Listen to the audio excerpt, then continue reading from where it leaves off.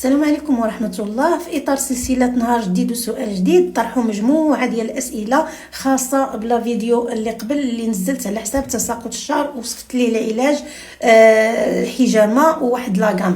إذا حاولت ننتقي من هذه الأسئلة اللي خاصة بهذا الشهر الفضيل. اختي سعاد، أنا لاحظت في راسي دازت واحد 10 أيام يعني بدا الشعر ديالي كيطيح مقارنة مع الأيام العادية. حبيبتي، اجي لهنا نقول لك فين يقدر يكون عندك السبب.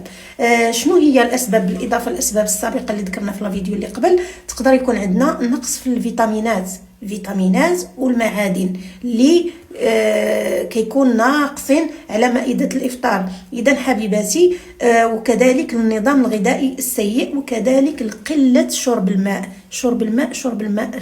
انا نقولها لكم 3 المرات.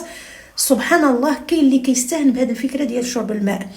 وشنو هو الدور ديال الماء؟ هو الترطيب الداخلي، كيعطينا واحد الترطيب الداخلي كيبان لنا على لو كور ديالنا كامل، لا من ناحيه ديال الجسد الداخلي، من ناحيه البشره، من ناحيه لابو ديالنا، في اليديدات ديالنا، من ناحيه ديال الفروه الشعر. هذا مجرد تذكير. باش نرجع للفيتامين والمعادن، كما قلت لكم كيكونوا ناقصين على مائده الافطار. فين هما المأكولات اللي ممكن اننا نقاوم فيهم؟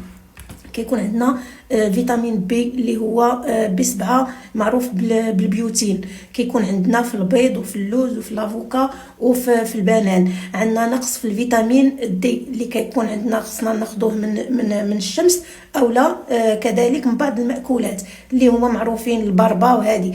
عندنا كذلك النقص ديال الفيتامين او، وخاصه ممكن اننا نوجدوه في اللوز، في الكاوكاو. هادو كاملين يعني ممكن اننا نلقاو فيهم هاد الفيتامين او. كذلك الفيتامين سي اللي كاين عندنا في الحامض وفي البرتقال وفي الفلفله. الفيتامين ديال المعدن ديال الزنك، المغنيسيوم، السيلينيوم، هذه كلها كيكون عندنا نقص فيها. وفين ممكن اننا نلقاوها؟ ممكن اننا نلقاوها في السبانخ، ممكن اننا نلقاوها في الكبده، ممكن اننا نلقاوها في الاسماك. يعني حاولوا تاخذوا الاسماك. الا ما كانش عندكم مثلا بحال مرض النقرس ما كيبغيش الاكل ديال السردين، وخاصه السردين، هادو الناس اللي عندهم النقرس. اما ما عدا ذلك فالاسماك مزيانه خلال شهر رمضان. وكذلك غادي نكون عندي واحد التذكير ديال هاد الايام الفضيله. اليوم 17 يعني عاد ساليت مع الحجامه، اللي بغى يستافد 17 19 21 كتبقى ايام الوقائيه ديال الحجامه، واللي بغى كعلاج لهذا المشكل ديال تساقط الشعر. مهم هذا مجرد تذكير. ومرحبا بالاسئله ديالكم، وشكرا لكم بزاف.